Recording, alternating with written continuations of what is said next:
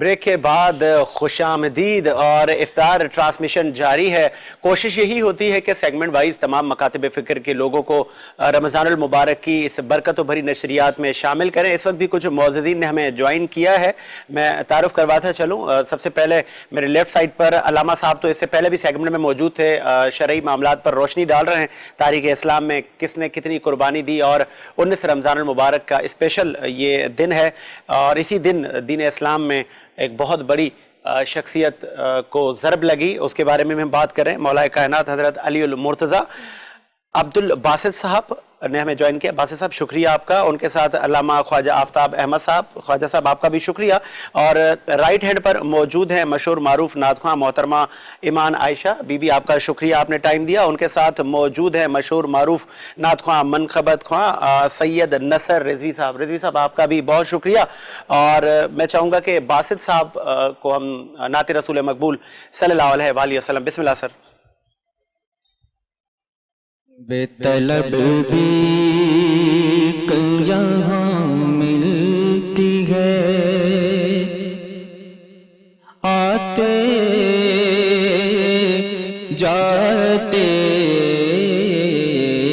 बेतलब भी यहाँ मिलती है, आते जाते। हाँ ये वो दर है कि जहाँ दिल नहीं तोड़े जाते, ये वो दर है कि जहाँ दिल नहीं तोड़े जाते, बेतलब भी काश होता जो मदीने में कोई घर अपना, काश होता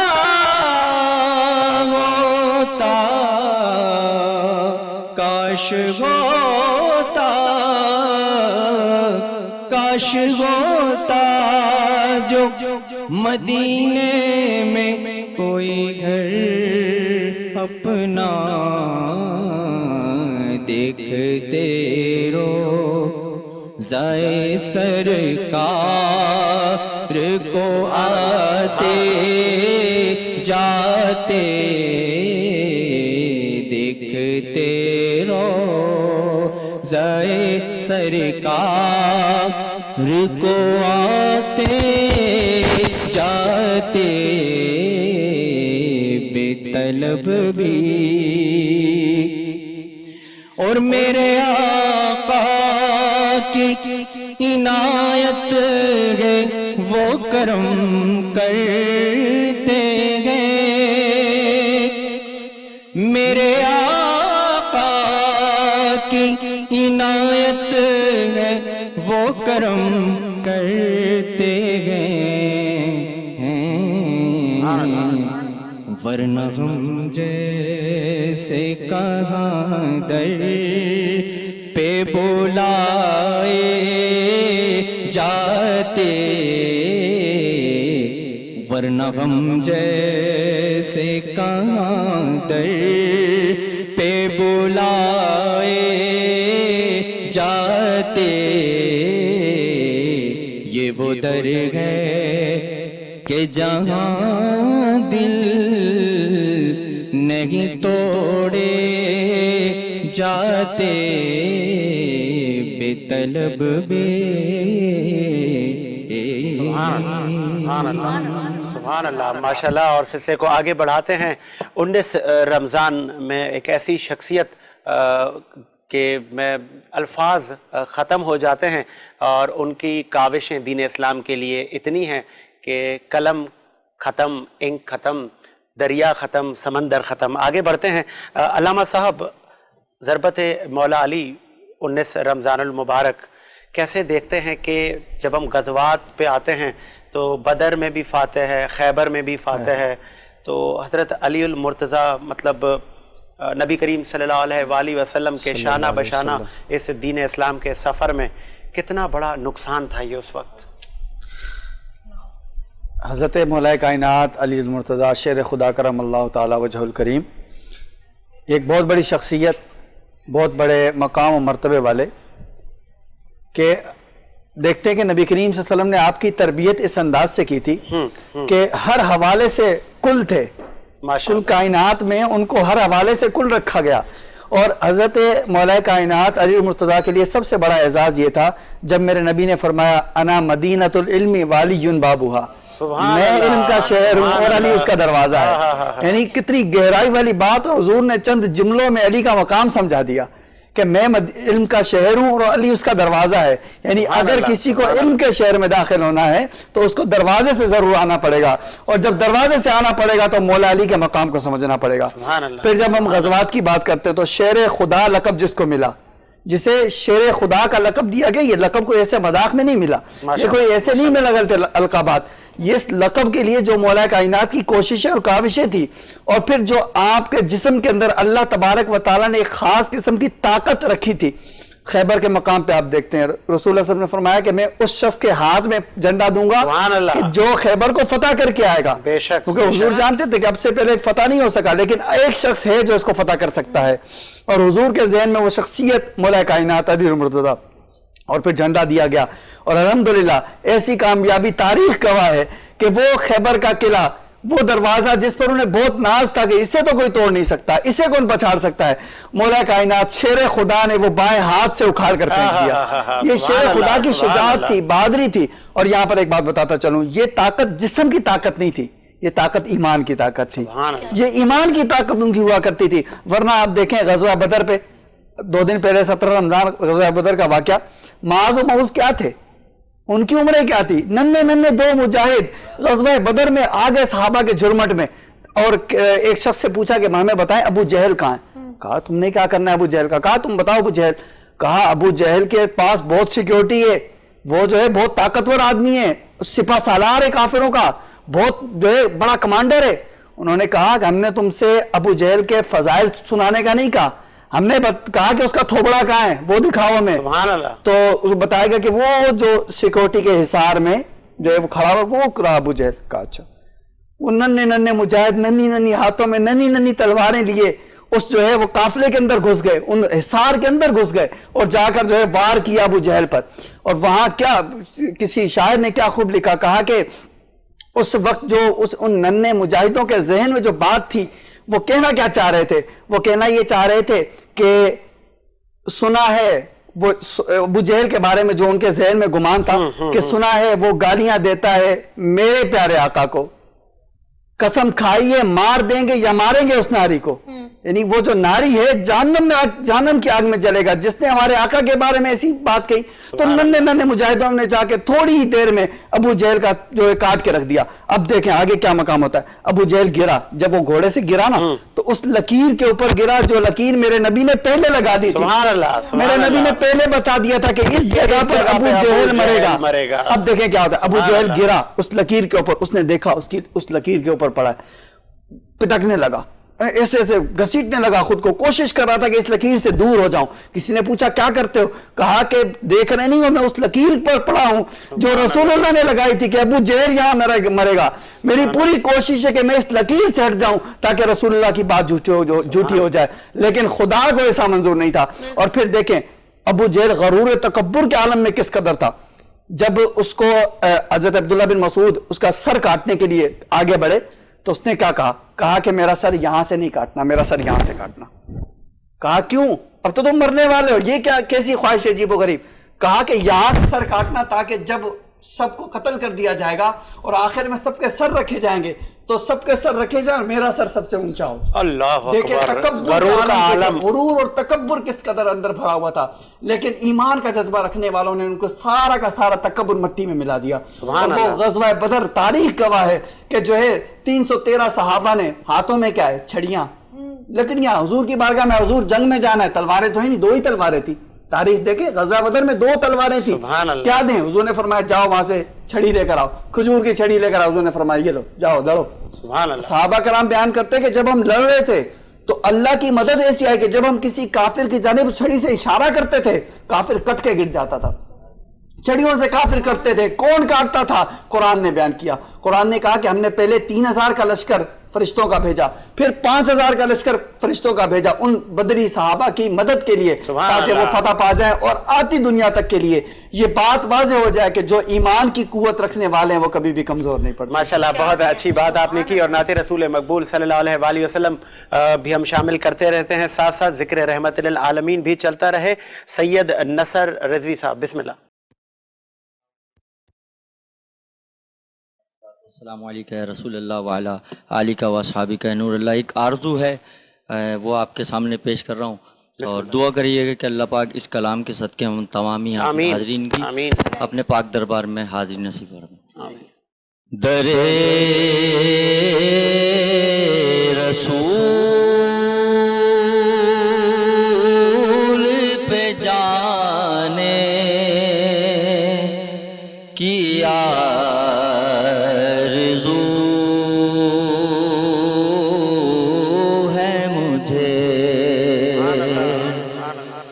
در رسول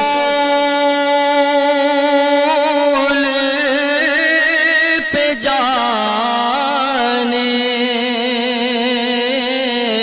کی آرزو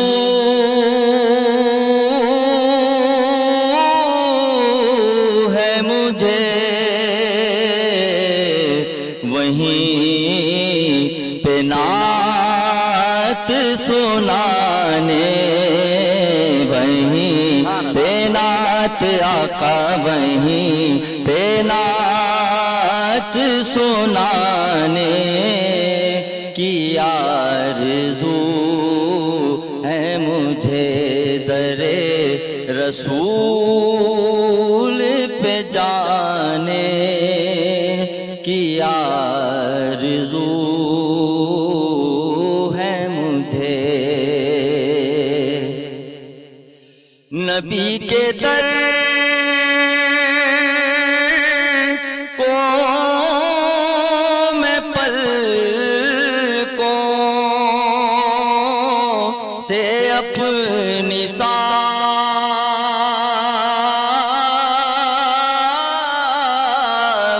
کروں. نبی کے در کو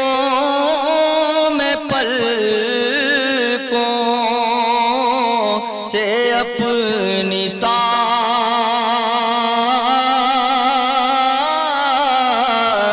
کروں کہ آنکھیں در پہ بچھانے, کہ آنکھیں در پہ بچھانے کی آرزو ہے مجھے, وہیں پہ نعت آقا وہیں پہ نعت سنانے کی آرزو ہے مجھے. در رسول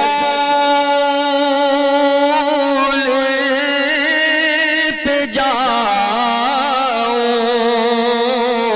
وہیں کا ہو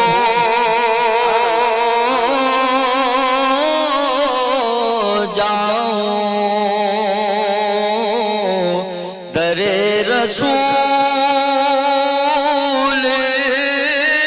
پہ جاؤں وہیں کا ہو جاؤں. غلام خود کو بنانے, غلام خود کو بنانے کی آرزو ہے مجھے, وہیں پہ نعت آقا وہیں پہ نعت سنانے کی آرزو ہے مجھے. تم ہی بنا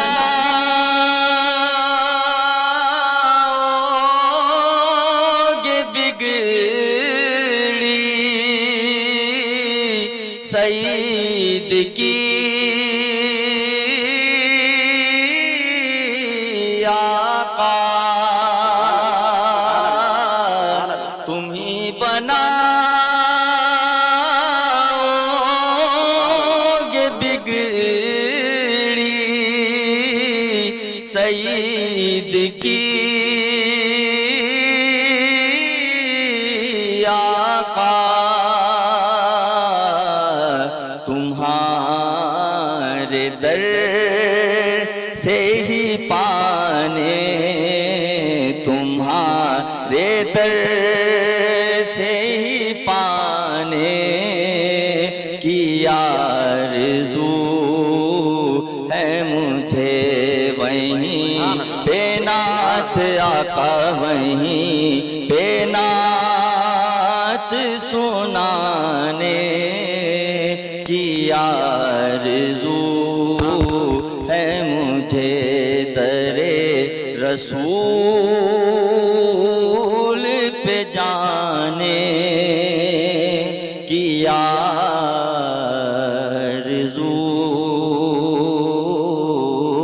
ہے مجھے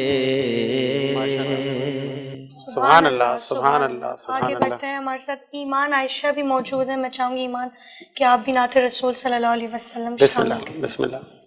درود شریف سے باقاعدہ آغاز کروں گی. صلی علی نبینا صلی علی محمد صلی علی شفیعنا صلی علی محمد. اب بلا لیجیے مدینہ اب بلا لیجیے مدینہ جا رہا ہے یہ مہمان مدینہ دل میرا ٹوٹ جائے کہیں نہ میرے آقا دل میرا ٹوٹ جائے کہیں نہ المدد تاجدار مدینہ المدد تاجدار مدینہ آنسوؤں کی جھڑی لگ گئی ہو اور سے پھٹتا سینہ آنسوؤں کی جھڑی لگ گئی ہو اور سے پھٹتا سینہ بید لب ہو مدینہ مدینہ مدینہ بید لب ہو مدینہ مدینہ جب چلے سوئے طیبہ سفینہ دل میرا ٹوٹ جائے کہیں نہ میرے آقا دل میرا ٹوٹ جائے کہیں نہ المدد تاجدار مدینہ.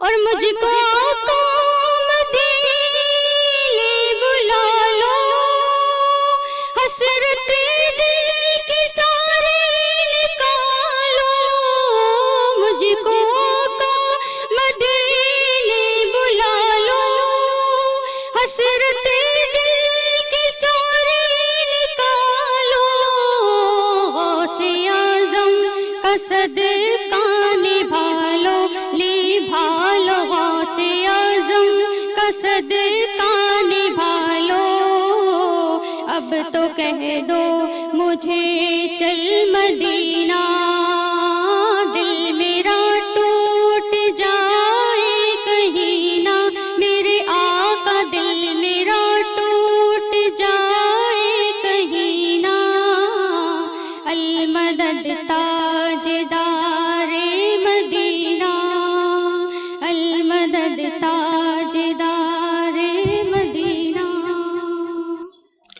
बहुत खूब माशाल्लाह, बहुत खूब। और अजान मगरिब का वक्त भी करीब होता जा रहा है और मुझे समर दुआ को इजाज़त भी आप दें। और कोशिश यही होती है कि तमाम ही मकातिब फ़िक्र के उलमा को हम बुलाएं अपनी सहर और इफ्तार में, वो बता सकें कि दीन इस्लाम में कितनी शख्सियात ने कुर्बानियाँ दी। और रमज़ानुल मुबारक का दूसरा अशरा मग़फ़रतों का है, आगे शहादतें हैं, ताक रातें हैं और कुरान पाक का नज़ूल है। तो कोशिश यही है कि जितने भी अशरे हैं, जितनी भी फजीलतें हैं, सब पर ही बात हो।